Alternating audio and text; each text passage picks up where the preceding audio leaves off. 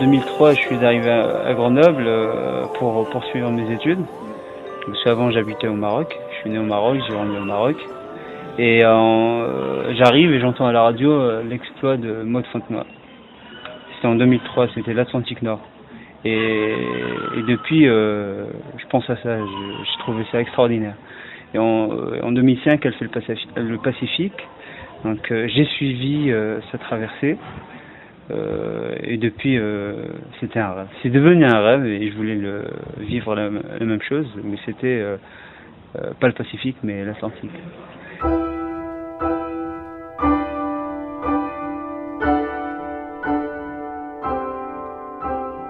En 2009, je crois, j'entends parler de la course Beauvais-Guyane.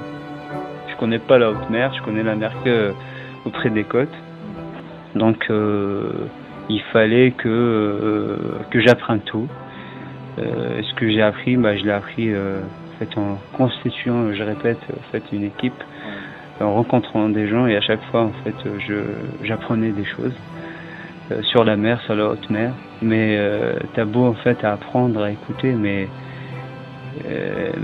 c'est en étant au milieu de l'Atlantique que tu comprends.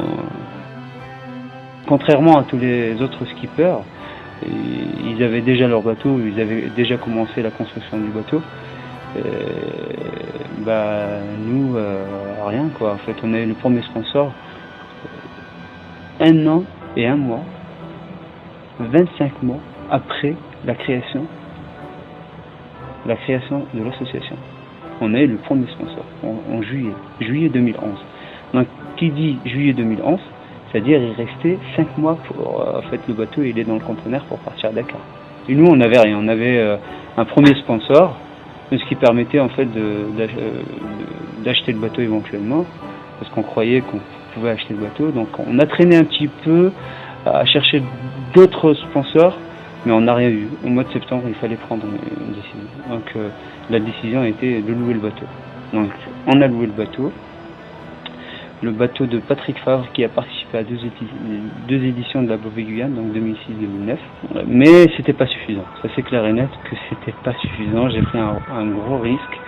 Et ça, on peut le voir que par la suite, ce qui s'est passé. Mais la détermination, elle était tellement forte que voilà, les obstacles qu'on nous a franchis. J'étais dans un rêve. Et quand tu veux quelque chose, quand tu es déterminé, à la fin tu es payé.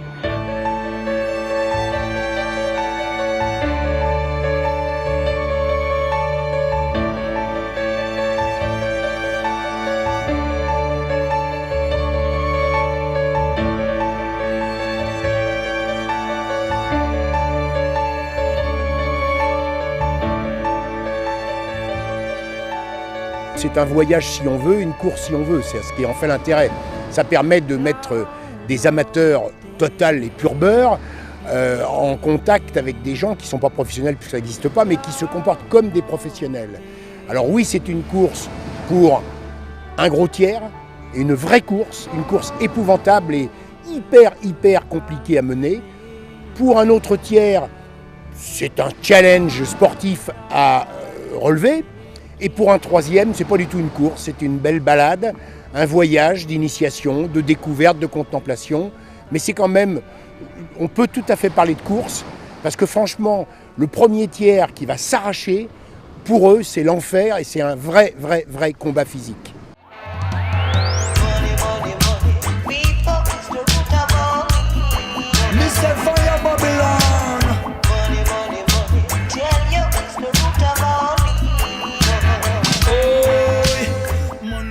Franchement, avec tout ce qu'on a fait, la recherche de sponsors, les travaux sur le bateau, courir à gauche à droite pour monter le projet et enfin être prêt aujourd'hui, être ici, on pense qu'il y a une chose, c'est partir.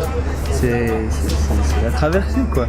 C'est la grande découverte, c'est l'Atlantique, le large qu'on ne connaît pas, ça va être extraordinaire. Je pense ça va être dur, on est tous conscients de ça, mais ça va être une grande découverte. Ça va être la nature. L'homme, pas face à la nature, mais ce que c'est vraiment l'homme au milieu de la nature.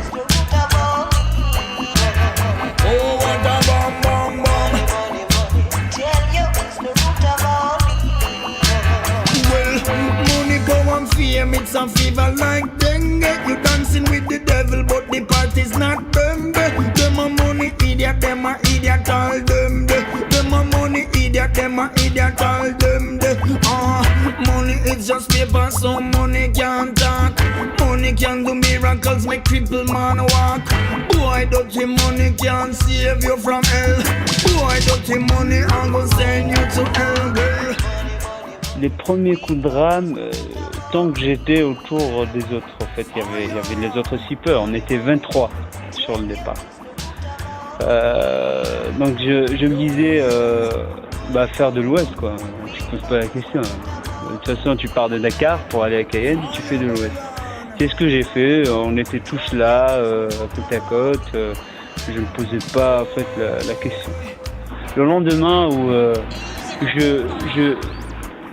je me lève, en fait je me réveille, je me lève, je sors, et là je fais un tour, un 360 degrés, je me retrouve tout seul. Je me dis c'est là où j'ai compris que c'était en solitaire. En fait j'avais pas saisi que c'est là où j'ai compris que c'est un truc où je serais tout seul sur mon bateau.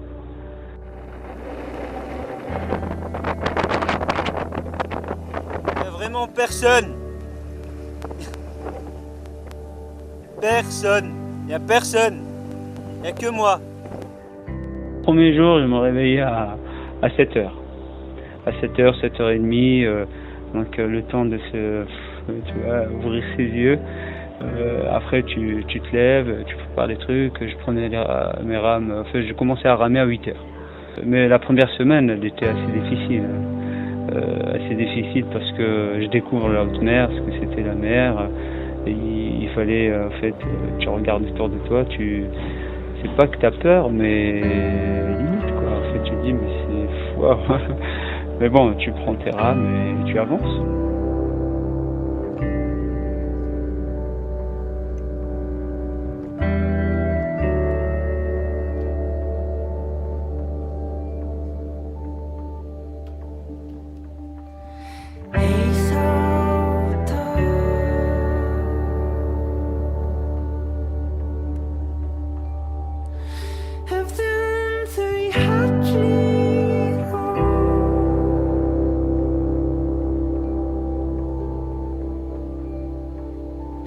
And you're slow.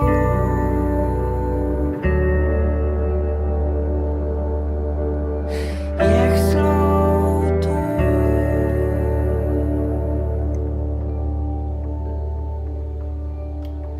If sleep in the snow.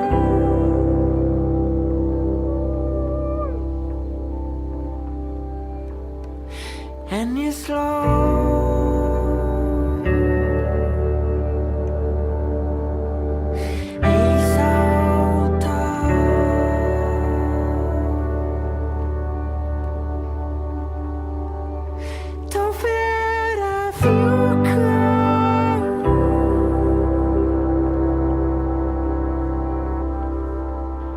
Je ramais, en fait, le rythme que je m'étais dit de faire, c'était faire 2 heures, ramer 2 heures et me reposer une demi-heure.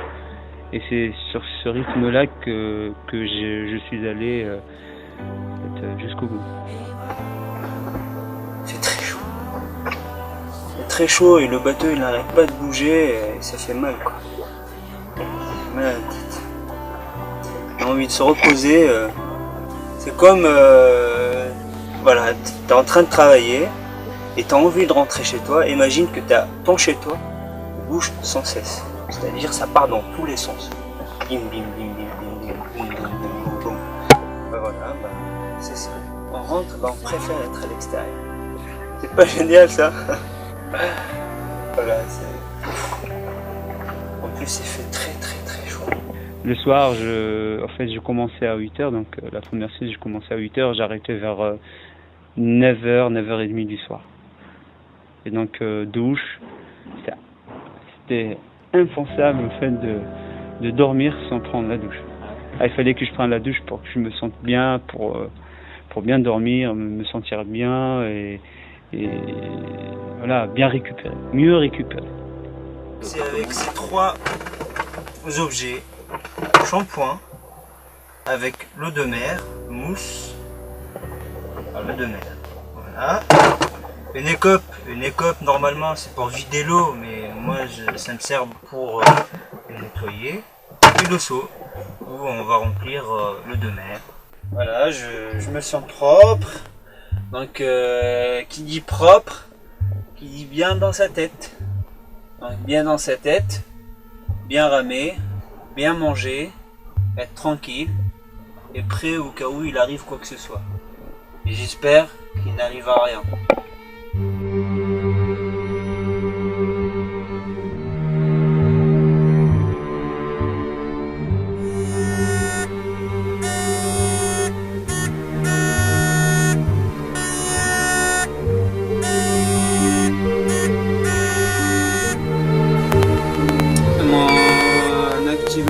Echo et le merveille, ils n'arrêtent pas de sonner. Du coup, ça m'inquiète.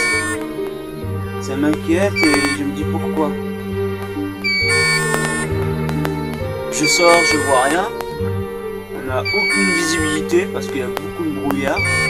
Du coup, je m'inquiète. Je vois pas de cargo qui arrive ou de bateau à l'horizon. Mais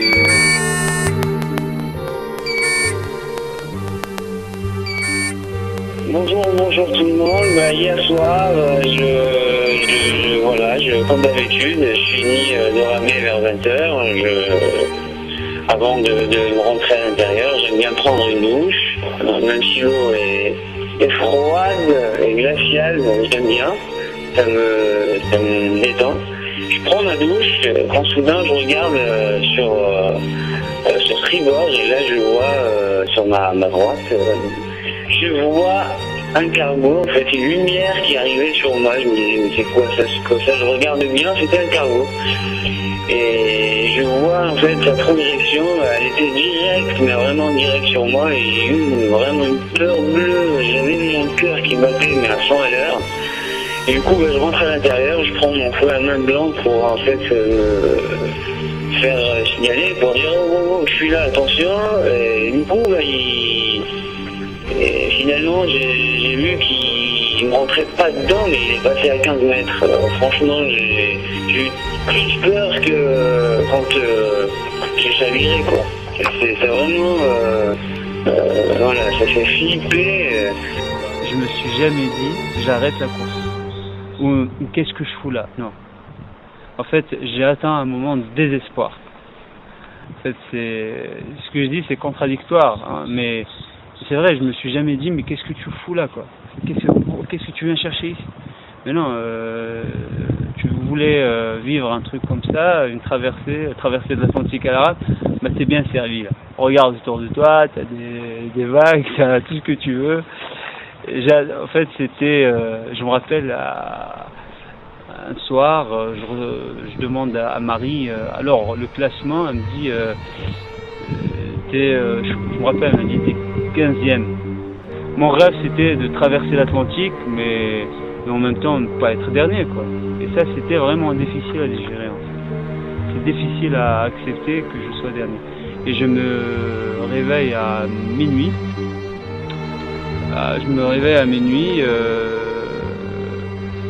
Et j'avais une boule, en fait.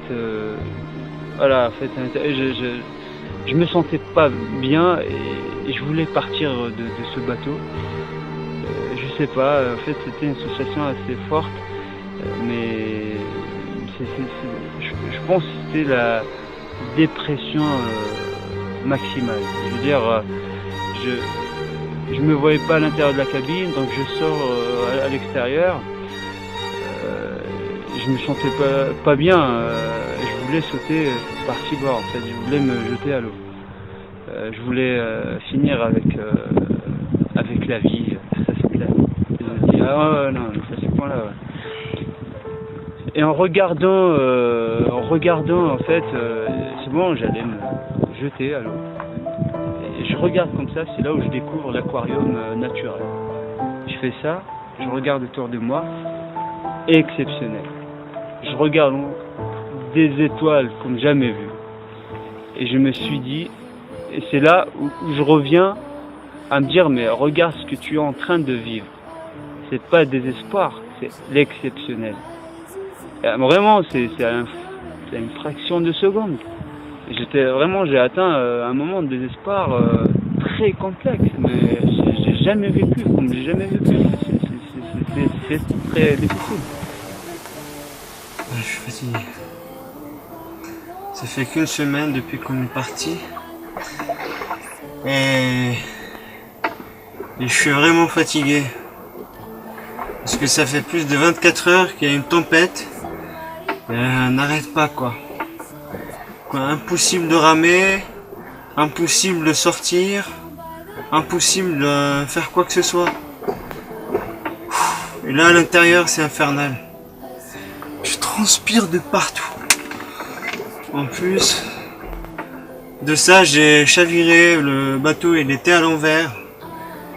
Du coup il fallait sortir. Ouais, il fallait sortir. Fort heureusement j'étais sur le cockpit en fait en train de ramer. Jusqu'à que j'ai vu une vague comme un mur. C'était un mur quoi qui est arrivé droit sur moi. Et ça a mis le bateau à l'envers. Du coup, j'étais obligé en fait de ressaler le bateau. C'est-à-dire le ressalage. Le mettre à l'endroit. Et j'ai perdu ma housse pour ramer. Et là je sais pas, je vais trouver une autre solution. J'ai une autre housse de rechange mais elle n'est pas anti-escar. Donc du coup je vais avoir mon postérieur en feu quoi. C'est infernal. C'est infernal.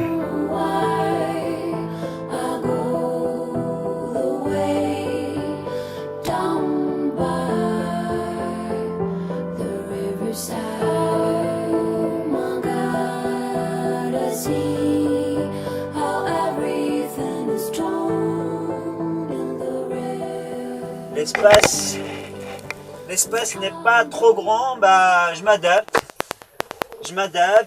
J'enlève ma peau morte, je prends soin de moi. Sinon, si la nature me laisse pas passer et que je prends pas soin de mon corps, rien n'ira. Hein.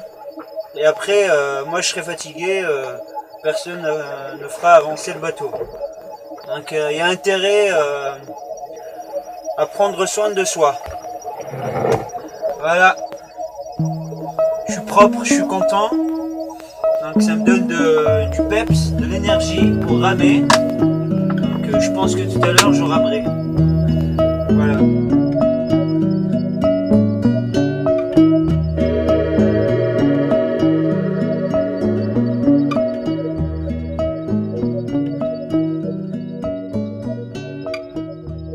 Je vais essayer de rentrer en contact avec mon pote Benjamin, qui est à la fois mon pote et mon routeur. Donc il va me dire, je lui ai envoyé d'abord un SMS, je lui ai dit que, je lui ai donné mon cap, ma position d'aujourd'hui, et lui il va me dire s'il est satisfait ou pas. Et éventuellement il va me donner le nouveau cap à suivre pour demain. Et voilà, donc on va l'appeler, donc ça sonne. Ah oui mec, ça va? Ouais, ça va, moi ça va. Ça va, après je récupère petit à petit, mais bon, tu vois, je récupère quoi, petit à petit, et ça ira beaucoup mieux. Ça ira beaucoup mieux, mais là ça va mieux que par exemple que hier. Là j'ai beaucoup mieux ramé, j'ai eu des bonnes sensations, et comme je t'ai dit dans le SMS, j'ai croisé deux requins qui surfaient sur la vague, et deux requins qui surfaient sur la vague. Non, je suis sûr, c'était pas des dauphins. Non, c'est des requins. Vraiment, ils surfaient, ils partaient en surf sur la vague. Et encore, j'ai vu une tortue. Je voyais un espèce de truc. Je me suis dit, je t'ai dit c'est en fait des algues. Je regarde bien et elle pointe sa tête comme ça, c'était une tortue et c'était extraordinaire et ça réchauffe le cœur. C'est dans des moments comme ça où on se dit on n'est pas tous. C'est cool quoi. Ouais. Ouais bah t'as vu par rapport à aujourd'hui, bah, j'ai fait du ouest-nord-ouest. T'as vu on a même un petit peu remonté par rapport à ne pas trop dériver.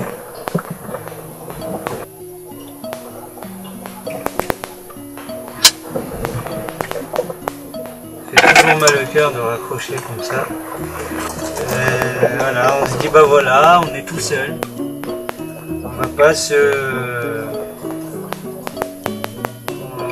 on se rappellera demain et on parlera demain et voilà quoi. Et comme ça, hein? C'est comme ça. Eux ils sont en famille et moi ça me manque la famille mais bon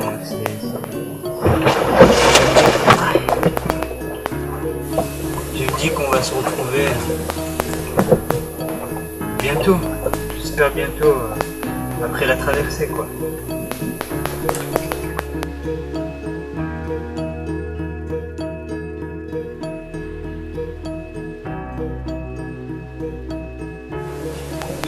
J'étais en train de me dire c'est fou qu'on peut être attaché à ses traditions, à sa religion, à ses proches, à sa famille, quand on est loin d'eux, quand on les a pas.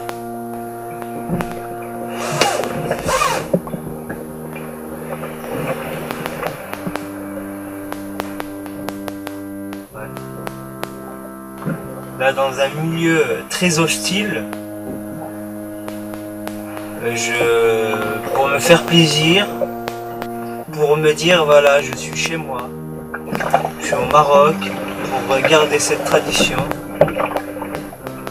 Bah, aujourd'hui c'est le vendredi, bah, je me suis dit pour me faire plaisir et pour me sentir proche, pas que par le cœur, mais plus que ça. Je me suis dit, bah tiens, qu'est-ce que on mange d'habitude le vendredi chez nous? Bah c'est le couscous. Bah c'est comme la semaine dernière, je prends un couscous. Voilà, un couscous. J'espère qu'il sera trop bon. Même s'il n'est pas bon, bah, j'apprécierai.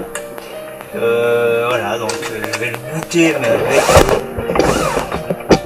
beaucoup d'amour. Ça bouge, hein. Ça part dans tous les sens.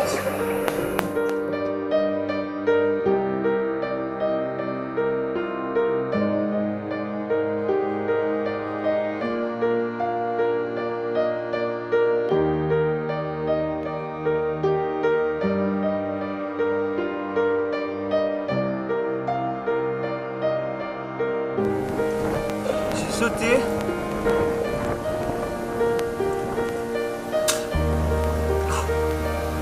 La mer elle bouge trop, la mer elle bouge beaucoup et du coup c'est fatigant.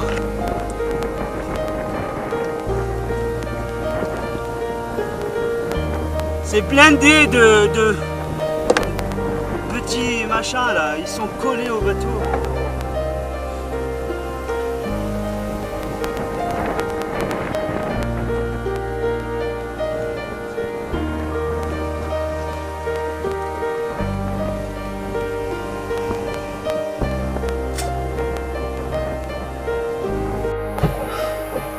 Après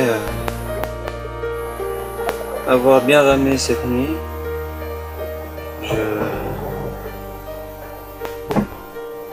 voilà, je suis fatigué.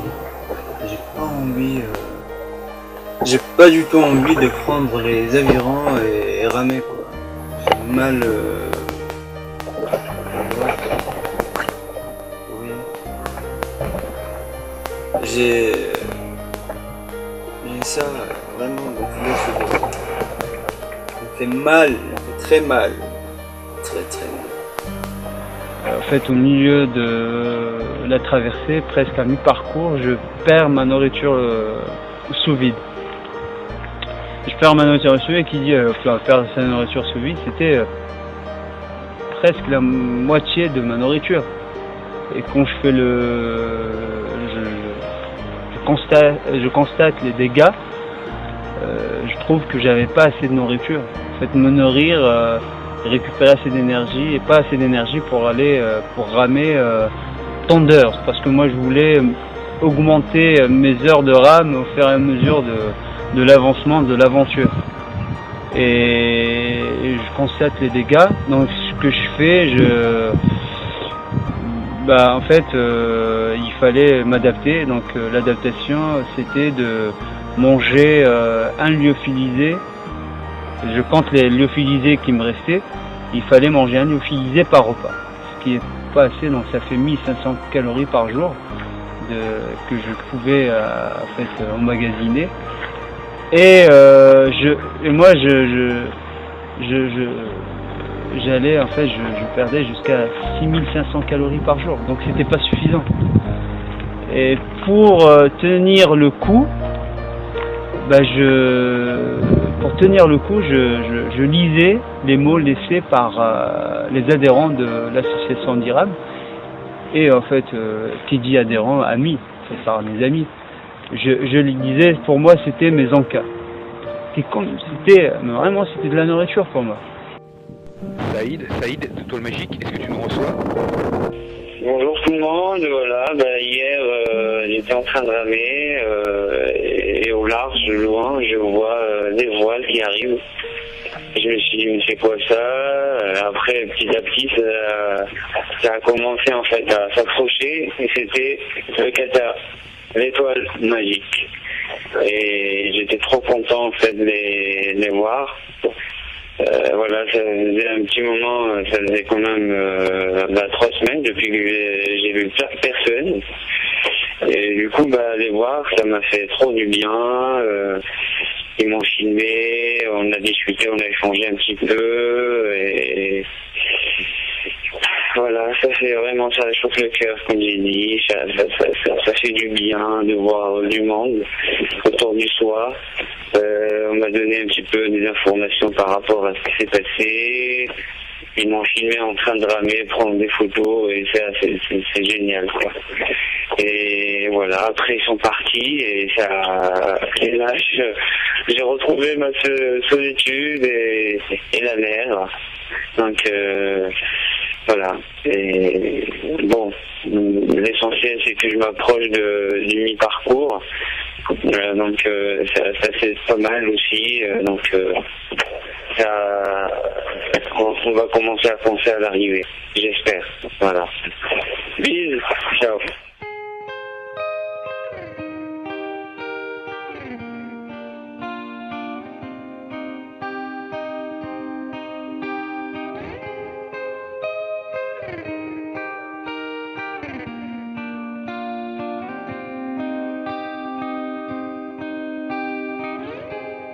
Coming up only to hold you under,